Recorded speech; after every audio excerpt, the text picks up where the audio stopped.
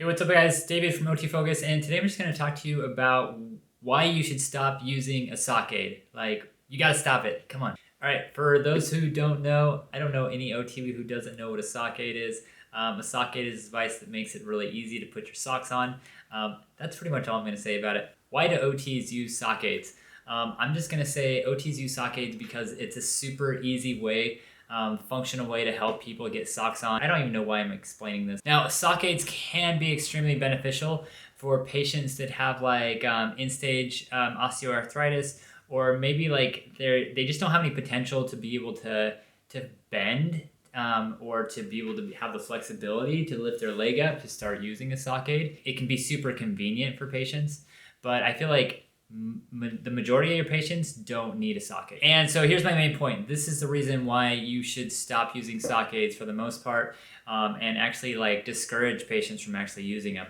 So sock aids can just, it can actually make patients stop using using their range of motion to be able to bend over or like stretch their legs, which patients need to have this motion. That's like hip abduction, and then you're internally rotating, which I think is like a super important motion to help patients maintain.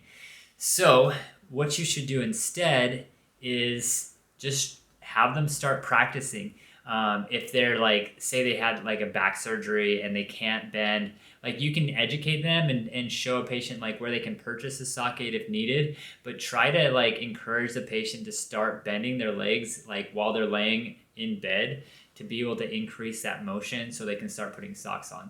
And then I also think it's really important to just, there's a ton of patients who don't want a sock aid, and I hate like educating patients like this, you should have a sock aid and like this is going to be beneficial for you. Like if they don't want a sock aid and they're like, my wife will do it or my partner or whoever, like let them like have that choice. Like they don't have to have a sock aid.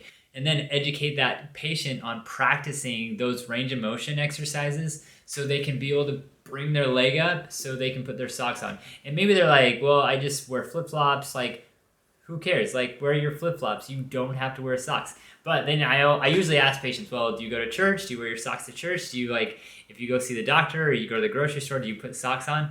And most of the time they say, yes, I put socks on.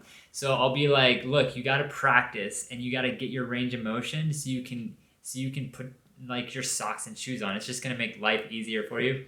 And then I'll be like, and if you still can't do it, like this is a cool device that you can use that might make things easier. So yeah, that's my main reason. Like, I feel like we need to just stop educating all of our patients on like you have to use a sock aid before you go home.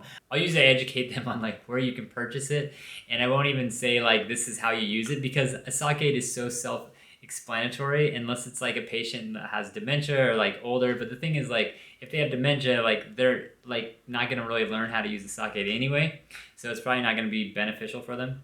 So anyway, that's my rant on sock aids and why you probably shouldn't be using them. And I don't know, what do you guys think? Like, yeah, what are your thoughts on sock aids? Like, am I like totally wrong? Anyway, leave them below, and please subscribe, like, and I'll see you in the next one.